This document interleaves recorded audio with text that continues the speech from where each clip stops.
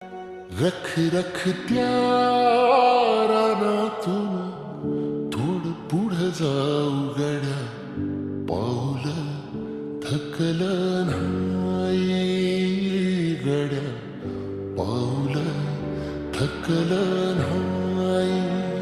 सुकलेल्या भाकरीला पानसंग खाऊ